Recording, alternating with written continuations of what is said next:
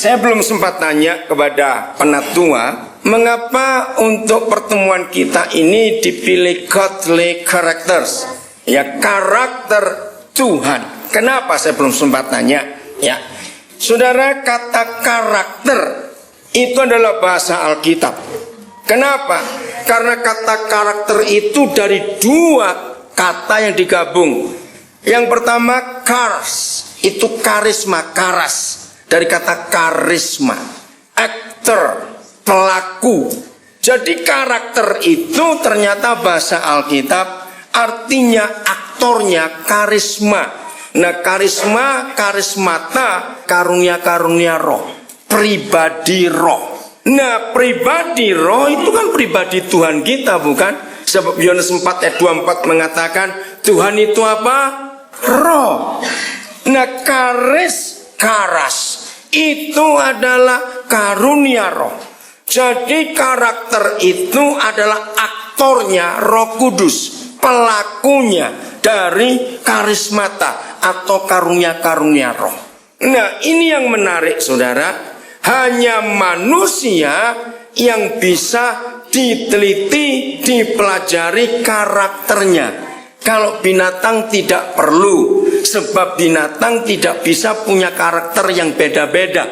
Kalau mereka satu spesies, maka seragam semua karakter mereka.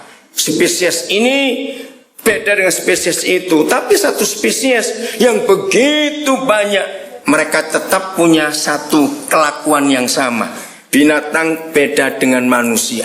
Maka itu manusia ini unik, katakan amin.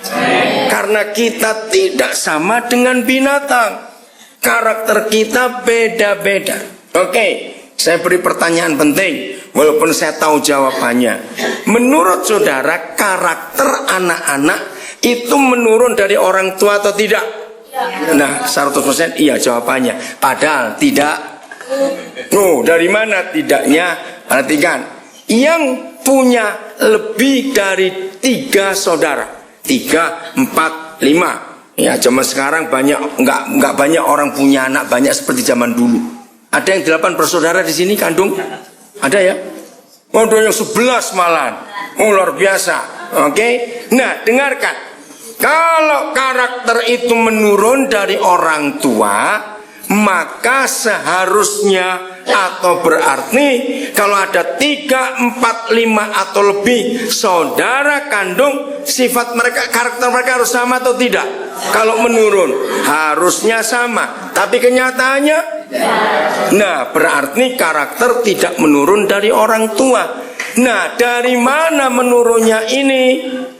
Saya ingat betul, Januari tahun 78 yang lalu, Roh Kudus mulai membawa saya untuk meneliti tentang karakter manusia. Gara-gara ada 3 keluarga pendeta yang sangat baik dengan saya. Ternyata masing-masing mereka, dari sekian anak yang mereka punya, dari 3 keluarga ini ada satu dari 3 keluarga ini anak yang beda total karakternya. Sampai mereka sebagai orang tua pusing ngurusnya anak satu ini. Selalu dikatakan, maaf ya jangan tersinggung kalau ada. Mungkin ada di antara kita sejak kecil kenyang dengar kata-kata orang tua. Kenapa kamu itu beda dengan yang lain? Saya dengar kata seperti itu. Kakakmu tuh nggak begitu, adikmu tuh nggak begitu. Kamu ini niru siapa? Opa omamu juga nggak begitu. Berapa kali kita mendengar kata-kata seperti itu? Lalu dari mana ini munculnya? Kalau diteliti dari garis ketiga, kedua di atas, garis pertama itu orang tua, garis kedua itu opa oma, lalu garis ketiga opa omanya lagi. Nggak ada yang kayak ini. Lalu yang ini munculnya dari mana? Sampai ada orang tua jengkel, tetangga kami pun nggak kayak begitu.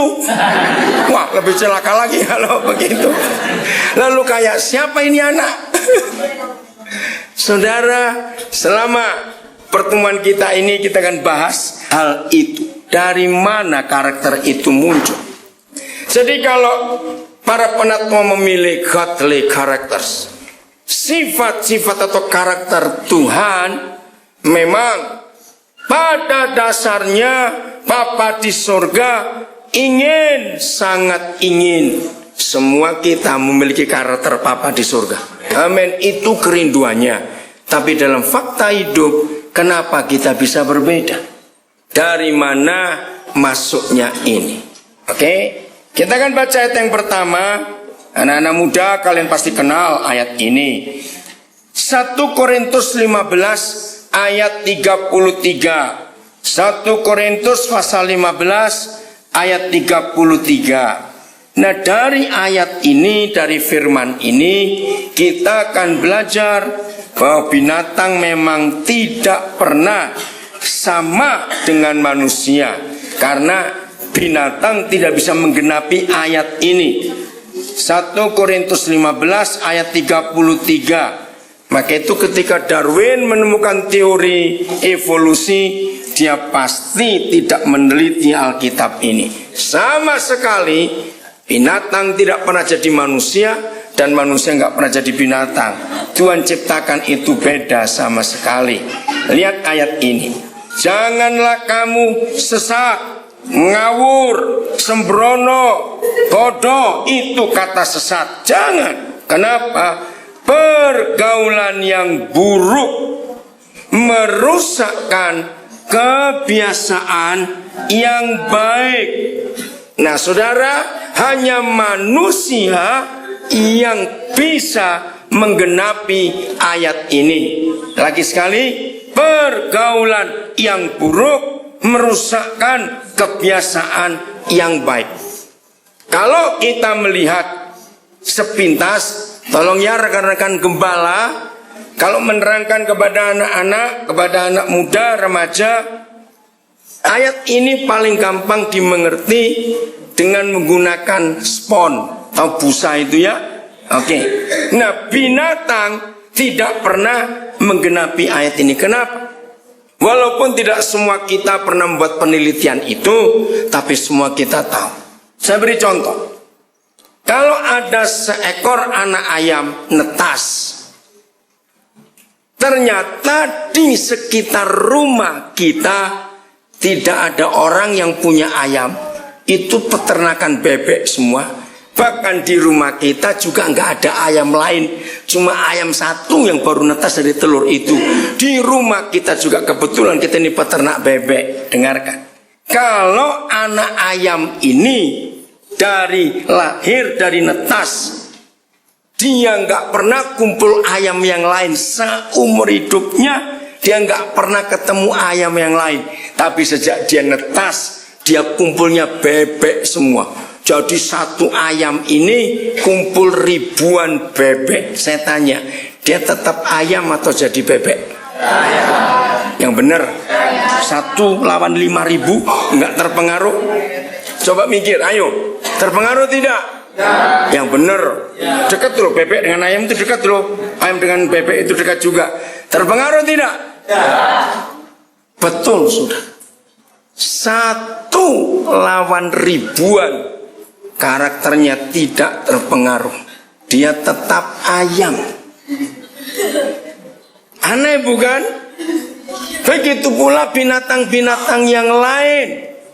Misalnya saudara punya seekor kuda. Begitu lahir, kuda itu induknya langsung mati. Misalnya. Dan ketika dia dewasa, dari lahir kuda ini sampai dewasa, di sekitar rumah orang itu ada peternakan sapi.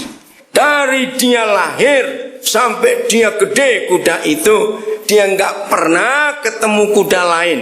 Ribuan sapi yang dia ketemu tiap hari dari dia lahir sampai setua itu. Pertanyaan sama, dia akan ketularan jadi sapi atau tetap kuda? Ribuan loh. 1 lawan ribuan. Ini tadi unggas, ini sekarang yang binatang berkaki 4. Ternyata betul, binatang itu tidak pernah terpengaruh oleh lingkungan. Nah, ini ekstrimnya, jangan tersinggung dulu. Kalau ada keluarga pendeta baik, suami istri hamba Tuhan, luar biasa pelayanannya, hidupnya rohani, luar biasa, punya 1 anak, ikut sekolah minggu rajin, luar biasa. Tapi waktu anak ini harus pindah sekolah yang lebih tinggi, di kota itu, di tempat ayah ibunya melayani, nggak ada sekolah setingkat itu. Maka dia harus pindah ke kota lain. Nah dengar ya, kalau dia salah bergaul, satu anak pendeta dari keluarga baik-baik, papa mamanya luar biasa pelayanannya, lalu pindah ke tempat lain, ternyata dia salah bergaul, dia kumpul 5 orang yang narkoba, dia jadi pendeta atau? Nah, nggak perlu lawan ribuan, 5 orang aja sudah rusak ini anak. Pikir iya atau tidak? Nah, itu manusia. Jadi jiwa kita manusia itu, maka itu anak-anak, kalian perhatikan ya, ini penting pergaulan itu. Anak-anak perhatikan. Seperti spon, tahu? Kalau kita punya sepotong busa bersih, masih baru, ya. Suatu hari kita nggak sengaja lagi pegang busa itu, toto kita sibuk bicara-bicara dan mau ngambil sesuatu, harus kita letakkan spon itu di meja karena kita harus ambil sesuatu. Nah, waktu kita taruh itu di meja, kita tidak tahu di situ ada tumpahan air kopi. Pertanyaannya, spon ini bisa nolak atau harus nyerap? Bisa nolak tidak? Tidak. Anak-anak, kalian perhatikan ini. Sebaik-baiknya orang tua kita mendidik kita di rumah, apalagi kecenderungan manusia. Dengar, kecenderungan manusia lebih dekat ke negatif atau ke positif? Ini kita manusia.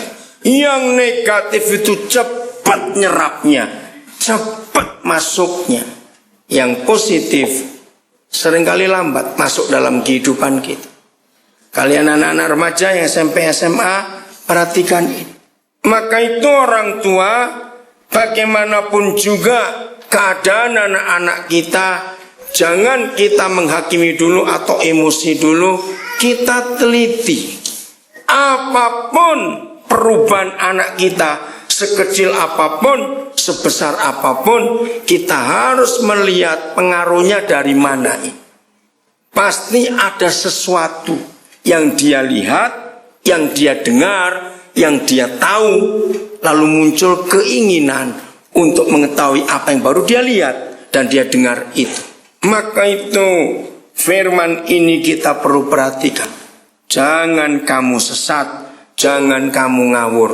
Pergaulan yang buruk itu merusak kebiasaan yang baik. Nah, Alkitab itu satu-satunya buku yang menuliskan. Saudara, karena saya terlibat banyak dengan ilmu jiwa, dengan psikolog, psikiater, karena ada beberapa anak kami yang sudah master psikologi juga, saya diskusi dengan mereka, dan itu sungguh luar biasa.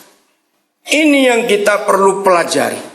Sebelum saya lupa, ya, Jason, coba nanti kamu cari di Los Angeles, kemungkinan orang ini masih hidup. Namanya Billy. Saudara, ada buku, saya baca buku ini pertama tahun 2005 yang lalu. Judulnya 24 Wajah Billy. Kalau dia masih hidup sekarang, dia umur 56-57 tahun. Terakhir saya dengar dia tinggal di daerah Los Angeles, California. Nah, tolong cari buku itu. Saya cukup banyak beli buku itu, saya beri kepada beberapa rekan yang waktu kami diskusi tentang kejiwaan. Nah, Billy ini anak laki, tetapi dia punya 24 pribadi dalam dirinya, saudara. Kacau sekali. Bukunya ada di Indonesia. Oh, itu judulnya 24 Wajah Billy. Tiap kali saya beli buku itu, pihak toko itu pasti ngomong yang sama. Saya cari di toko mana saja, dan harus toko buku yang besar. Karena itu buku aneh, saudara. Tebal sekali, 500 sekian halaman. Nah, saya suka beli itu karena saya memberikan kepada beberapa orang yang kita mau diskusi masalah kejiwaan. Billy ini ketangkap Dia pemerkosa para mahasiswi di beberapa state di Amerika. Bertahun-tahun tidak pernah ketangkap karena para polisi bingung melihat semua korban lain-lain yang diperbuat oleh penjahat ini. Tapi polisi di beberapa negara bagian menemukan satu ciri yang sama. Akhirnya mereka menyimpulkan sebelum Billy ini ketangkap, ini pelakunya pasti satu orang. Jadi kalau dia memperkosa, maaf, ada yang nggak sampai hubungan seks, cuma dicumbu saja seperti orang lesbian. Ada pokoknya aneh-aneh sudah. Nah akhirnya itulah hebatnya Tuhan. Bagaimana jahatnya orang, liciknya orang, suatu hari tetap akan ketangkap karena kebenaran itu tetap kebenaran. Nah waktu Billy ketangkap saudara, itu pengadilan pertama di Amerika yang harus menyiksa terdakwa di ruang pengadilan. Loh kenapa terdakwa disiksa di ruang pengadilan? Karena Billy ini jadi aneh-aneh. Tiba-tiba waktu diadili, dia jadi anak perempuan yang manja-manja, yang merengek-rengek. Kan marah ini. Yang jaga ini kamu apa-apa? Dipukul. Tiba-tiba dia berubah. Suaranya berubah. Jadi orang Inggris dari daerah Anglo-Saxon. Logatnya berubah. Nanti lain kali berubah lagi. Dengan logat Rusia yang kental sekali. Setelah berubah lagi jadi anak kecil laki-laki. Minta alat melukis. Nah maka itu dalam kasus kejiwaan ini, Billy ini orang satu-satunya di dunia yang di dalam dirinya ada 3 aliran pelukis yang tidak pernah dimiliki oleh orang normal. 3 aliran dalam dirinya. Di buku itu difoto juga, dicetak lukisan-lukisan dia yang 3 aliran itu. Nah selama pengadilan itu berlangsung, ada seorang psikolog dari daerah New York kalau saya tidak salah yang mengikuti. Dia bingung, kenapa ada orang bisa berkelakuan aneh, jadi orang yang macam-macam itu. Akhirnya psikolog ini minta kepada pengadilan federal, jangan dihakimi, jangan diadili dulu ya orang. Saya menemukan kasus yang unik. Nah di dalam ilmu jiwa disebut split personality, kepribadian ganda. Split personality itu lebih ngeri dari kanker atau AIDS. Karena jiwa yang tidak labil, jiwa yang bisa berubah-berubah. Tahun 70-an, kalau ada di atas 50 tahun umurnya, kalau saudara suka ilmu jiwa pasti tahu. Tahun 70-an ada kasus yang sama, tapi ini yang cewek, namanya Sibyl. Dia punya 14 kepribadian. Tapi yang Billy ini unik 24. Akhirnya psikolog ini minta pada pengadilan untuk izinkan Billy tinggal di rumah dia. Oh itu permintaan yang mustahil buat Amerika. Kamu bisa mati, kamu bisa dibunuh, keluargamu pun bisa nggak aman. Karena ada berapa korbannya yang dibunuh oleh Billy. Jadi Billy diawasi 24 jam penuh walaupun tinggal di rumah profesor ini. Nah sekian tahun profesor ini meneliti. Nah setiap kali muncul satu pribadi ditulis, digambarkan seperti apa. Nah setelah sekian tahun tidak muncul lagi, ya cuma 24 itu saja. Ngeri sekali. Nah, Alkitab adalah satu-satunya buku yang bisa menjawab. Kenapa? Karena waktu saya bertemu dengan para ahli jiwa itu, mereka bingung kenapa bisa begini. Ternyata Alkitab yang bisa menjawabnya. Itu sebabnya para hamba Tuhan, kalau kita mempelajari Alkitab, jangan cuma sebagai buku rohani. Ini lebih daripada buku rohani. Ini buku yang luar biasa. Mau bicara ekonomi, mau bicara kejiwaan, mau bicara penyakit, mau bicara teknologi, mau bicara kimia, mau bicara komputer, mau bicara politik, mau bicara apa saja. Jawabannya ada di Alkitab. Satu kali dalam satu diskusi, ada yang sombong, dia bukan Kristen. Karena kalau saudara lihat cara saya ngajar begini, ini gak cuma untuk yang Kristen. Dia bilang, Bapak jangan sombong dulu. Dia itu orang ahli gizi. Bapak jangan sombong dulu. Maksudnya, masa semua ada di Alkitab? Maaf Pak, kalau bicara iman kita nggak usah debat. Tapi kalau bicara pengetahuan, ayo. Gini dah, saya bilang, coba Bapak tunjukkan apa yang Bapak pikir, yang Bapak pikir nggak ada di Alkitab. Karena dia ahli gizi, bicara soal kebersihan hidup, sanitasi. Dia pikir nggak ada sanitasi itu tuh, iya. Nah begini, dalam sains, dalam ilmu pengetahuan, ada suatu patokan, satu hukum itu dipakai. Nah seperti contoh tadi pagi waktu saya ngadiri promosi doktor mempertahankan disertasi ini, maka dikatakan berulang-ulang oleh beberapa profesor, 8 profesor, salah satu Profesor Purba. Saya lihat jenius sekali nih Profesor Purba, bukan Pak Purba yang di sini, yang di Bogor itu. Saya tanya tadi kenal, iya pernah tahu. Aduh saya kagum pada Profesor Purba. Pertanyaannya, lalu dia menuntun anak saya untuk menemukan hal yang baru. Nah, selalu berkata jurnal. Bahwa apapun yang kita buat dan temukan harus dicek ke jurnal. Artinya begini, semua hal yang ada di dunia ini itu ada jurnalnya. Nah, di dalam jurnal itu ditulis semua penemuan manusia. Hukumnya begini, kalau satu penemuan ini sudah ditemukan literaturnya yang paling tua, tulisan tahun berapa, abad berapa, maka itu acuannya.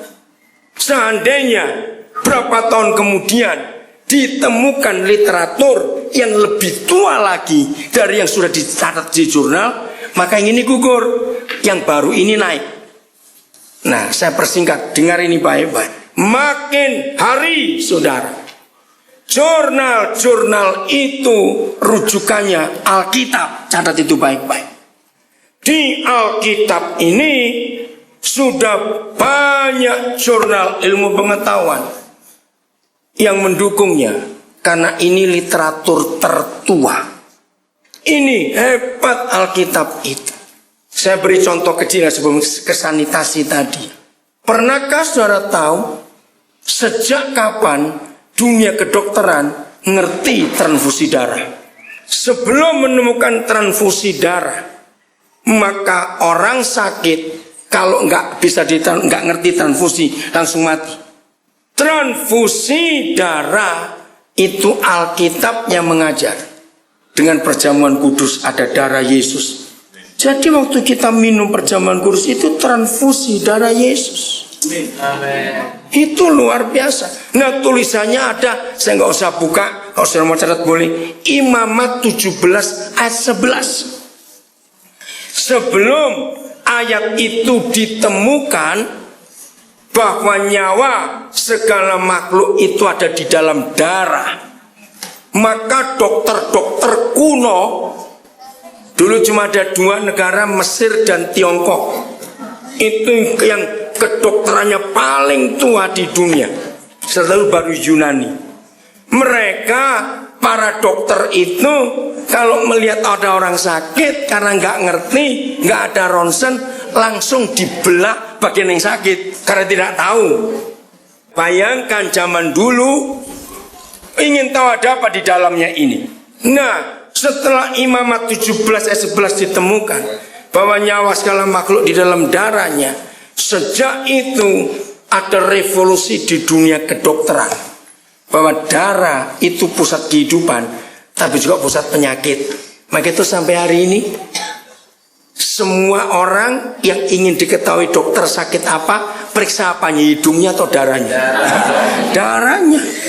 Maka itu Yahweh Tuhan, Bapa di surga, melarang kita makan darah karena sumber penyakit, bukan karena agama.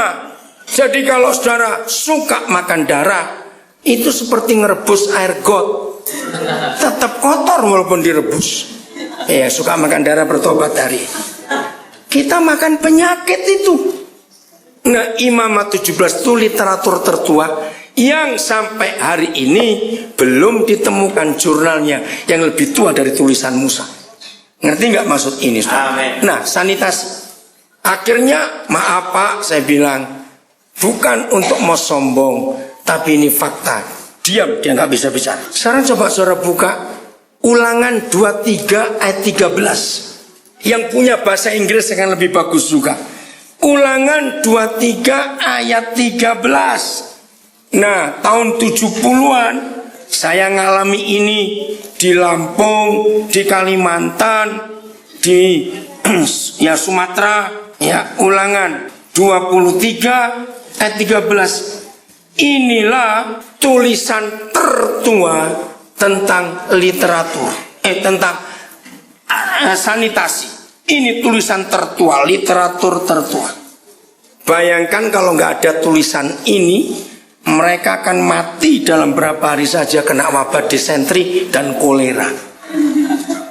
Loh, betul tidak, saudara? Pernah baca? Berarti Papa di suara penuh perhatian. Bayangkan yang dipimpin Musa keluar dari Mesir itu lebih dari 3 juta jiwa. Maaf, jangan rasa jijik atau tersinggung. Nah, 3 juta jiwa memang tidak akan berak semua dalam 1 hari, nggak akan. Tapi paling tidak sekian juta, bukan? Nah, mereka tidak punya septic tank waktu itu. Mau bagaimana ini?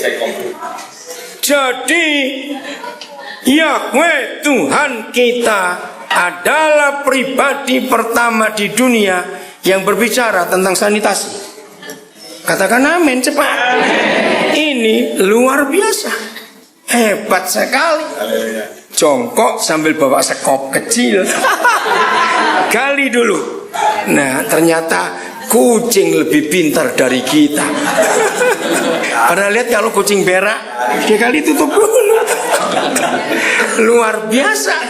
Jadi sanitasi itu Papa bicara kepada kita ribuan tahun yang lalu.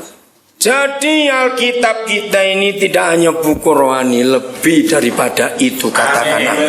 Ini buku kehidupan, ini buku ilmu pengetahuan tentang biologi, tentang apa semua ada di dalamnya.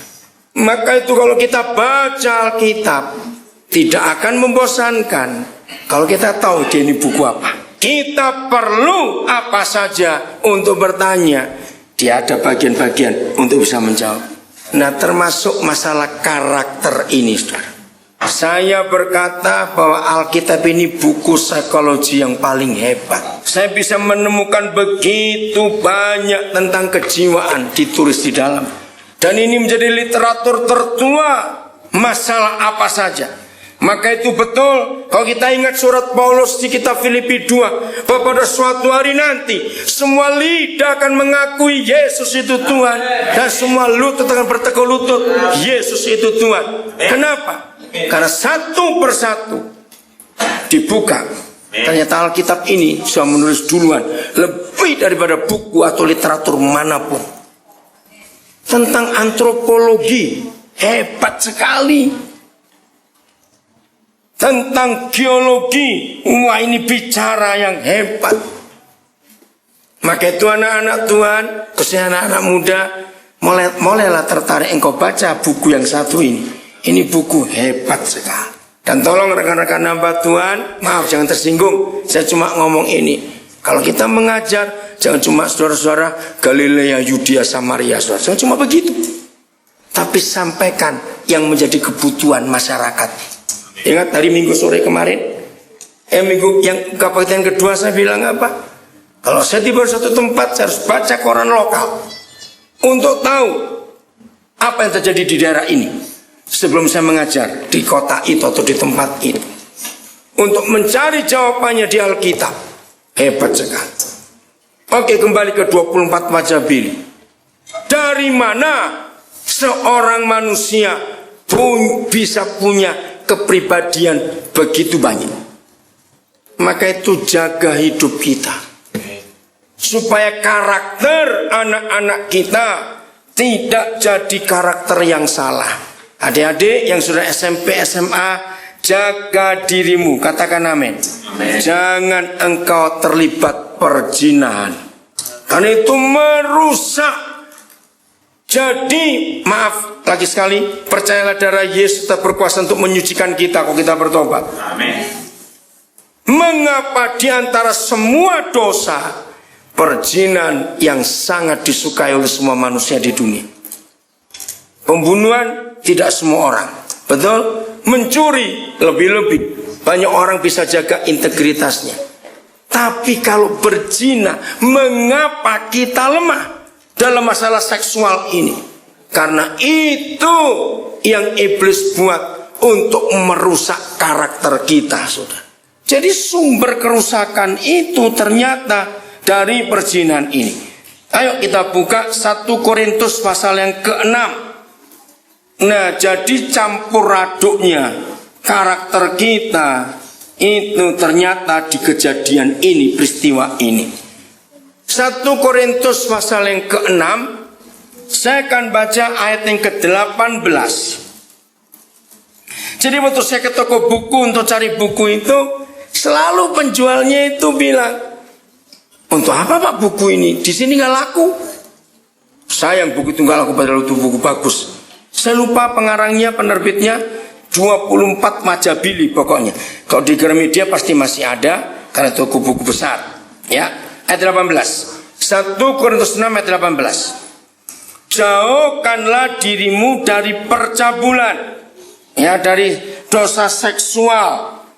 Setiap dosa lain yang dilakukan manusia terjadi di luar dirinya selain percabulan, ya, hanya percabulan yang terjadi di dalam diri kita yang melakukannya. Tetapi orang yang melakukan percabulan berdosa terhadap dirinya sendiri. Apa bedanya percabulan dan perzinahan? Bedanya cuma satu. Kalau perzinahan sudah melakukan hubungan seks, kalau percabulan belum. Tapi walaupun kita tidak sampai hubungan seks, tapi kalau sudah melakukan percabulan, dosanya sudah sama. Ini yang kita harus pelajari. Nah, pertama saya belajar ayat ini begini. Saya berkata, Papa, kalau saya marah, saya dendam, saya benci, saya iri hati, semua kan dari dalam saya. Mengapa firman ini mengatakan tidak? Dosa-dosa lain, mencuri, membunuh, benci, marah, dendam, tamak, rakus, dan semuanya itu tidak merusak hidup orang itu. Hanya percabulan yang terjadi di dalam diri kita. Dengarkan ini baik-baik. Apa? Kan bingung bukan? Nah, ini rahasia Alkitab. Jawabannya selalu ada di Alkitab. Maka itu para ahli menemukan kalimat ini. Ternyata Alkitab ini adalah satu-satunya buku yang bisa menerangkan dirinya sendiri.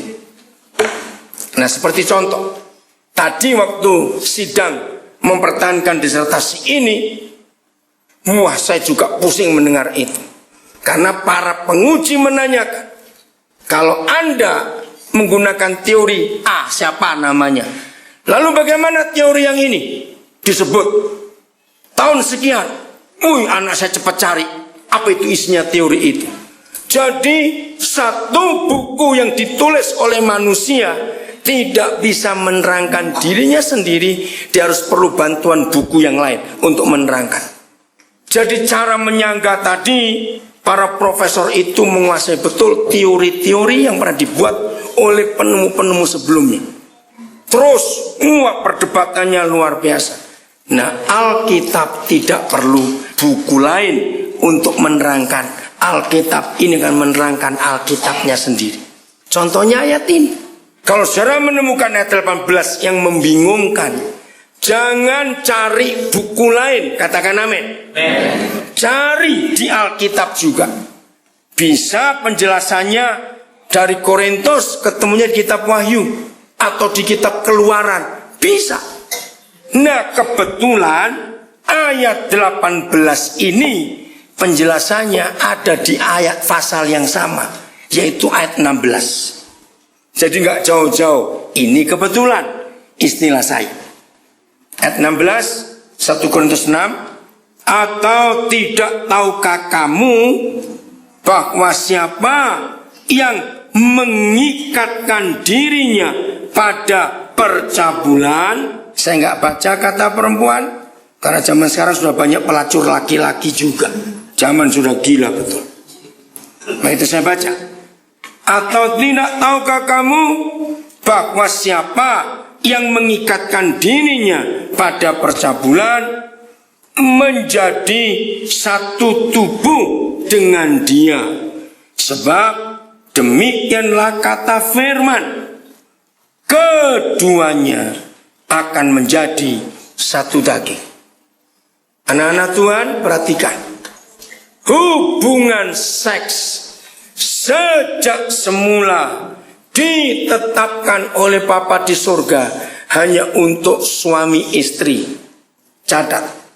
Sejak semula hubungan seks ditetapkan hanya untuk suami istri. Supaya dua orang itu langsung menyatu. Nah, kata menjadi satu daging itu ilustrasi yang paling gampang seperti kita makan roti. Roti jenis apa saja ada 4 bahan dasar. Mau rasa apa baru kita cari tambahnya. Tepung, gula, telur, mentega. Betul? Nah, ini bahan dasar. Kalau 4 bahan ini diaduk jadi adonan, lalu dimasukkan oven, maka jadi roti. Tidak lagi ada seorang manusia pun di mana saja dia bisa memisahkan kembali 4 itu jadi tepungnya, gulanya, telurnya, menteganya. Bisa tidak dipisahkan? Kok jadi roti? Nah, hubungan seks suami istri membuat kita suami istri menyatu seperti roti itu tadi. Kalau seks dipakai dengan orang lain yang bukan suami atau istrinya, dampaknya sama, impactnya sama. Dua orang itu menyatu. Ayo kita belajar ayat ini, dahsyat sekali. Saudara, banyak psikolog yang dibuat heran melihat tulisan ini. Jadi kalau saya diskusi dengan mereka, saya nggak bilang itu Alkitab. Paulus menulis begini, Yeskiel menulis begini, Markus menulis begini. Kan ada namanya itu mereka. Ya seperti buku-buku pengetahuan buat mereka. Itu cara saya ngomong. Nggak usah bilang itu ayat ini, ayat itu nggak usah. Di mana tulisan itu? Saya tunjukkan. Ini bukunya. Mungkinkah seperti contoh tadi dalam sidang promosi itu ada tulisan-tulisan penemuan yang sudah nggak tahu berapa lama dan orangnya sudah mati, tapi bukunya masih ada. Masalahnya begini, mungkinkah untuk membuktikan bahwa itu benar atau tidak kita harus ketemu penulisnya? Coba jawab. Tidak. Yang penting bukunya ada. Nah, saya pakai teori itu. Saudara nggak usah debat Paulusnya di mana, sudah mati. Sama seperti buku-buku yang saudara percayai. Contohnya, hukum Pascal. Ayo anak-anak. Tahun berapa itu Pascal menemukan teori? Sudah mati lama, lupa ya, so kembali ke gurunya ilmumu. Saudara, tapi orang masih percaya. Tulisan itu masih ada. Nah, itulah cara gereja mempertahankan kebenaran ini. Dan ini bisa dibuktikan oleh ilmu pengetahuan sampai hari ini. Oke, saya lanjutkan. Ini tulisan Paulus. Jangan tertuduh lagi. Maka itu gereja kita harus menyampaikan kebenaran ini kepada anak-anak kita yang masih kecil-kecil ini, untuk tidak ada perzinahan. Amen. Jadi begini, dengar baik-baik. Billy sampai punya 24 kepribadian. Kalau papa mamanya cuma mereka 2 saja, maka cuma 1 kepribadian. Kalau sampai ada 24, berarti ada 23 yang lain masuk. Kemungkinan besar papanya mungkin berzina dengan misalnya 12 orang, ibunya dengan 11 orang. Jadi berapa itu?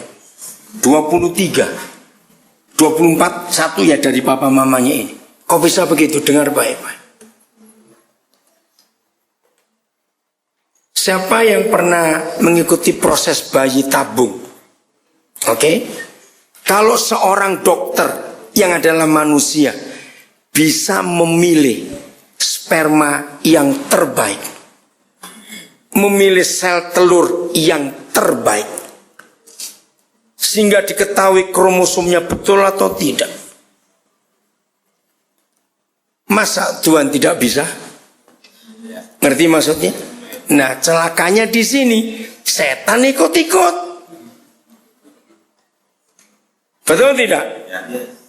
Setan, maaf saya pakai istilah orang buat roti. Jadi kalau ada pribadi-pribadi bermasalah, itu karena setan membuat adonan baru. Dari rusaknya jiwa bapaknya dan jiwa mamanya anak itu. Tahu kata adonan baru ini? Misalnya begini, maaf ya, ada si A, kamu aja ini cowok. Dia ketemu si B, cewek. Lalu mereka berzina. Bukan suami istri.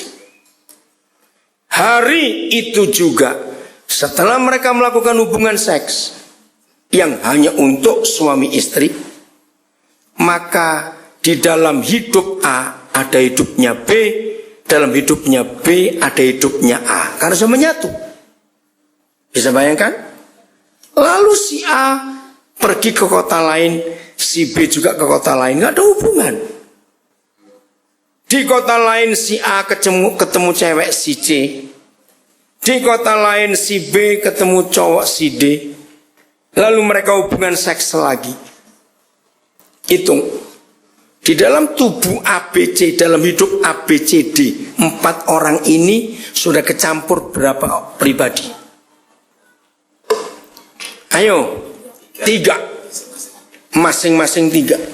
Kalau dengar, kalau 4 orang ini baru pertama kali melakukan hubungan seks, bayangkan kalau orang-orang ini sudah ganti-ganti orang yang ditiduri, itu hidupnya itu campur aduknya seperti apa? Nah, di dalam 24 wajah Billy, kenapa ada anak perempuan kecil, anak laki kecil? Ternyata papa mamanya pedofili. Pernah tahu istilah itu? Yang suka melakukan hubungan seks dengan anak-anak. Ada yang dengan orang Rusia, dengan orang Inggris, dengan orang apa. Ada yang dengan pelukis ini, pelukis itu. Setan buat adonan baru. Ngeri sekali. Maka itu mengapa firman Tuhan ini berkata, jauhi perzinahan dan percabulan. Karena itu merusak, saudara. Anak-anak muda, engkau dengar. Hukum yang pertama diberi oleh Bapa kita. Kalau kita buka Kejadian 1 ayat 1, ayat 2 sampai ayat 20 sampai ayat 26, 27, tidak ada hukum. Itu hanya berfirmanlah Tuhan, berfirmanlah, jadi ini, jadi itu. Hukum pertama yang Papa beri kepada kita itu di ayat 28. Firman-Nya, dan Yahweh Tuhan memberkati mereka, lalu berfirman, beranak cuculah. Tolong para gembala, para pendeta, hamba Tuhan sampaikan ini kepada anak-anak muda. Artinya, jadi suami istri lebih dulu, baru jadi ayah ibu. Diberkati dulu untuk dikuduskan jadi suami dan jadi istri, baru ada hubungan seks. Jangan dibalik, anak-anak muda, engkau dengar. Demi kudusnya karakter anak-anakmu nanti. Amin. Bagi kita yang sudah salah, kita bertobat, Tuhan pasti mengampuni, karena pengampunan masih tersedia. Amin. Darah Yesus masih ada. Tapi untuk anak-anak kita, cerewetlah kita, sampaikan kebenaran ini. Amin. Supaya lahir karakter ilahi itu tadi. Amin. Jadi ketika seorang laki-laki menikah masih jejaka, seorang gadis, seorang anak perempuan menikah masih gadis, ketika mereka berlutut di hadapan Tuhan, tangan gembala ada di atas mereka, disitulah pelantikan laki-laki menjadi suami dan pelantikan seorang gadis menjadi istri. Itu bukan istilah manusia, itu istilah kerajaan surga. Amin. Ada wisuda, saudara. Pernikahan itu hal yang hebat menurut firman Tuhan. Seperti anak saya tadi, di waktu sudah selesai debat, kami suruh keluar dulu. Sekian menit, para profesor menentukan ini lulus atau tidak, dan bagaimana penilaiannya, dan harus apa. Wah, semua kami cukup tegang menunggunya. Saudara, begitulah orang menikah. Surga melantik pria itu jadi suami. Jadi pangkat suami itu bukan istilah manusia, itu istilah surga. Jadi istri, kata istri, itu istilah surga. Di situ benih laki-laki dikuduskan, di situ kandungan perempuan dikuduskan. Dan ketika mereka melakukan hubungan seks pertama kali sebagai jejakan, sebagai gadis, maka anak-anak yang lahir setelah itu anak-anak yang luar biasa. Amin. Kalau semua pernikahan menggenapi Alkitab, tidak ada karakter rusak di dunia ini, saudara. Amin. Maka itu dengar yang belum pernah tahu kebenaran ini. Alkitab adalah satu-satunya buku, dengar, tidak ada buku lain di dunia yang pernah berkata anak sulung. Saudara, the firstborn itu bukan the first child. Beda. Anak pertama belum tentu anak sulung. Hanya Alkitab yang membedakan itu. Apa bedanya anak pertama dan anak sulung? Lagi sekali, kalau ini dibuka, jangan ada yang tertuduh kalau kita sudah salah. Anak-anak kita jagai. Maka itu dengar gadis-gadis, Papa di surga tidak pernah iseng ciptakan apa saja. Yes. Kok gak ada yang amin? Amin. Gak pernah iseng dia ciptakan apa saja. Apapun yang dia ciptakan selalu punya purpose, punya tujuan yang jelas. Saya beri contoh-contoh kecil. Pegang cuping telinga, ayo semuanya. Cuping, tahu ya? Ya. Kecil. Mengapa tidak ada yang rata? Ayo, untuk apa dilebihkan dikit? Untuk apa? Kenapa nggak rata saja? Apa Tuhan lupa motong waktu dia bentuk kita? Oh, saudara, ini bukan iseng. Tuhan punya rencana. Amin. Dua fungsi cuping. Satu, menahan suara kencang. Jadi kalau ada suara yang melebihi desibel gendang telinga kita, kalau nggak ada cuping, kita langsung tuli karena rusak gendang telinga, pecah. Jadi suara sekencang apa, waktu masuk telinga dia bilang permisi ya, gitu. Nah, waktu suara ngelewati cuping, ini bisa turun sekian desibel. Lalu lihat, apa Tuhan iseng buat mangkokan di belakang ini? Kenapa semua telinga ada mangkokannya? Ini peredam. Ini akustik yang paling hebat, saudara. Fungsi kedua cuping. Maka itu jangan ada yang motong ini anak-anak, awas kamu. Kok jeleknya supaya rata aku potongnya, awas kamu. Ini untuk balance. Balance untuk keseimbangan. Mau coba silakanlah. Potong dia, saudara akan kayak orang vertigo, akan miring-miring gak karuan jalan. Bayangkan cuma sekecil ini. Alis juga begitu. Jangan pikir supaya nggak jelek kayak Pak Oga. Memang kalau nggak ada alisnya bisa bayangkan. Tidak. Maka itu jangan dicabut, harus ditato, awas. Jangan. Ini talang, saudara. Tahu talang? Wah, bayangkan kalau alisnya nggak ada, mata kita rusak semua. Apalagi dainya kayak saya sebesar ini begitu, kotoran turun semua masuk mata ini, saudara. Jadi nggak ada yang iseng, maaf. Termasuk selaput darah, the virginity. Mengapa di rahim gadis ada satu lapisan? Bukan Tuhan nganggur buat itu, ingat itu baik-baik. Selaput darah, keperawanan, virginity, kegadisan hanya boleh dipecah oleh seorang yang berstatus suami orang itu. Kalau yang memecahkannya bukan berstatus suami, maka yang punya barang itu akan terobek jiwanya. Catat itu baik-baik. Maka itu kenapa kalau ada anak muda pacaran, begitu ditiduri, ingat ya, hanya Alkitab yang pernah mencatat 2 Samuel 13. Tolong anak-anak muda, orang tua catat, nggak usah dibaca sekarang, terlalu panjang.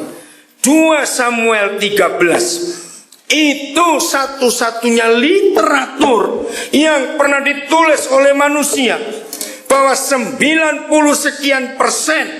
anak muda pacaran lalu minta hubungan seks. Dengar, 90% setelah hubungan seks selesai, cowok langsung ninggalkan ceweknya. Dan itu ditulis di Alkitab. Saya diskusi dengan banyak ahli, mereka heran membaca tulisan Samuel itu. Maka itu 13, 2 Samuel 13. Gadis-gadis jaga dirimu. Maka itu pada anak-anak saya perempuan, saya bilang, kalau pacarmu bilang minta cium saja, belum minta tidur ini ya, minta cium. Dengar, ada 3 jurus yang papa ajar kamu ya. Jurus pertama, kumpulkan kekuatan di tangan kananmu sambil kamu putar begitu. Oke? Setelah kamu merasa, dengar ya gadis-gadis ya, kalau cowok mau minta cium, dengar ini. Ini bukan masalah kuno, bukan saudara. Ini kebenaran. Setelah engkau rasa terkumpul semua kekuatan di tangan kanan, jurus kedua, tonjok cowok itu sekuat-kuatnya. Kalau perlu sampai pingsan dia. Jurus ketiga, lemparkan dia ke got. Panggilkan anjing 2 RT, suruh ngencingi BRI bajingan itu. Kenapa? Dengar, ciuman yang bukan suami istri itu menjadi pintu gerbang seks yang terbuka lebar. Ginilah anak muda, kau jangan debat. Kalau saya tanya, apa bedanya kalau nyium mayat? Dah gitu saja.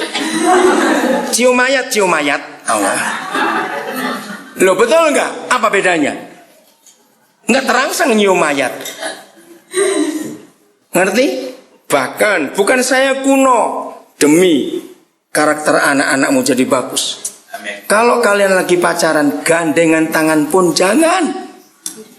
Kejam sekali yang berkata gitu. Bukan masalah kejam. Anak muda yang sedang jatuh cinta, itu jari-jari tangannya ada strum 240.000 volt. Betul tidak? Orang yang sedang jatuh cinta itu, jari-jarinya itu, ya bedanya itu kalau gandeng mayat, nah, gimana rasanya? Nah, kenapa Pak? Nyetrum. Gandeng mayat nggak nyetrum, gandeng mayat Pak. Nah, maka itu anak muda, jaga dirimu. Bukan kuno, ini bukan kuno. Satu kali ada yang debat sampai saya jengkel. Tapi Roh Kudus nggak kalah pintar. Om, kalau nyebrang jalan bagaimana? Wah, ini anak muda ini. Oke, kalau ada zebra cross lu nyebrang sendiri. Oh, di tempat saya nggak ada zebra cross, Om. Wah, Roh Kudus tolong saya jawab ini anak-anak muda seperti. Roh Kudus jawabnya begini, kalau pacarmu itu nenek, gandenglah dia. Supaya nggak ditabrak mobil waktu nyebrang. Ayo, pacarmu nenek atau bukan? Ya sudah, kalau bukan nenek suruh nyebrang sendiri. Oke, gandeng-gandengan tangan sekali. Nah, ada anak muda ngotot, Om, tapi ciuman masa nggak boleh? Ya, ada anak muda yang hebat. Pakai Alkitab lagi. Ditunjukkan ayatnya Korintus, ada cium kudus. Waduh, ini bagaimana ini? Wah, nggak kalah pintar ya anak ini pendetanya. Memang ada ayat yang berkata cium kudus, Paulus pernah nulis itu. Roh Kudus memberikan jawaban. Jangan tersinggung, jangan tersinggung. Dengar baik-baik. Ini bukan jorok ya, tapi ini fakta. Pertanyaan saya, anak muda engkau dengar. Antara pantat dengan mulut mana lebih bersih? Loh, serius ini tanya kok tertawa. Ayo anak muda. Ayo, mana lebih bersih, pantat atau mulut? Wih, kok tahu pantat? Loh, serius, dengar dulu. Betul, yang jawab pantat. Betul. Kenapa? Karena pantat nggak perlu digosok, gigi perlu digosok karena itu kotor. Betul. Ayo, yang sekolah kedokteran bagian higienis gigi ya, 1 titik air liur kita itu ada berapa miliar bakteri dan yang kotor di situ. Nah, itu sebabnya. Ayo anak-anak muda, engkau dengar baik-baik. Jaga kekudusan. Berbahagialah kalian anak-anak muda, kalau sampai ada pada hari pernikahanmu kalian tetap jaga dan tetap perawan. Karena anak sulung hanya dilahirkan oleh seorang gadis yang selaput darahnya masih ada. Jadi tidak semua anak pertama itu anak sulung. Gereja harus memberitakan ini kepada dunia. Nah, rusaknya karakter ternyata sudah dimulai dari kesalahan orang tua sebelum menikah. Dan hanya Alkitab yang bisa menuliskan itu. Alkitab pun memberi jalan keluar.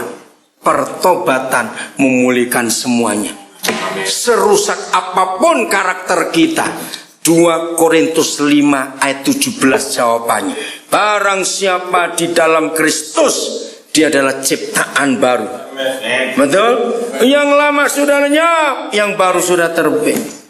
Maka serusak apapun kita, 2 Korintus 5:17, serusak apapun hidup kita, kembalikan kepada Kristus Yesus. Istilahnya pabriknya. Kalau saudara beli barang-barang yang bermerek, jam tangan yang bermerek, kamera, komputer, handphone yang bermerek terkenal, mobil, TV semuanya, pasti ada garansinya bukan? Ada kerusakan, bawa ke authorized service-nya, pasti ada yang ganti. Nah seperti itu. Karena kita buatan Tuhan Yesus, ada kerusakan apapun di hidup kita, kembalikan kepada yang buat. Dia bisa memulihkan kita semuanya. Itulah namanya kelahiran baru, born again. Kembalikan ke rahim Tuhan untuk kita diciptakan ulang. Kalau istilah komputer di reset, ya nah, dikembalikan ke format yang semula, maka ada pemulihan. Sesi berikut kita akan belajar lagi, karena di bagian ini kita merenung. Ya, maka itu kalau anak-anak kita seperti apapun juga jangan salahkan mereka. Kita periksa dulu hidup kita orang tua. Ketika kita belum tahu kebenaran ini bagaimana kelakuan kita, kita minta ampun betul-betul kepada Tuhan supaya kekudusan Tuhan itu nyata. Amin. Jadi percaya semua kita bisa betul karakter, sifat karakter Tuhan.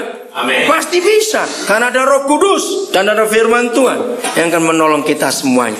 Tuhan memberkati kita semuanya.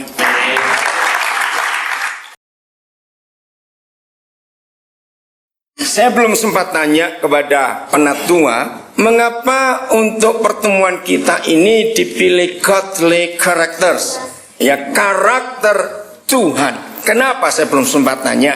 Ya, saudara, kata karakter itu adalah bahasa Alkitab. Kenapa? Karena kata karakter itu dari dua kata yang digabung. Yang pertama charis, itu karisma, karas, dari kata karisma. Aktor, pelaku. Jadi karakter itu ternyata bahasa Alkitab artinya aktornya karisma. Nah, karisma, karismata, karunia-karunia roh, pribadi roh. Nah, pribadi roh itu kan pribadi Tuhan kita, bukan? Sebab Yohanes 4 ayat 24 mengatakan Tuhan itu apa? Roh. Nah, karas itu adalah karunia roh. Jadi karakter itu adalah aktornya Roh Kudus, pelakunya dari karismata atau karunia-karunia roh. Nah, ini yang menarik, saudara. Hanya manusia yang bisa diteliti, dipelajari karakternya. Kalau binatang tidak perlu, sebab binatang tidak bisa punya karakter yang beda-beda. Kalau mereka satu spesies, maka seragam semua karakter.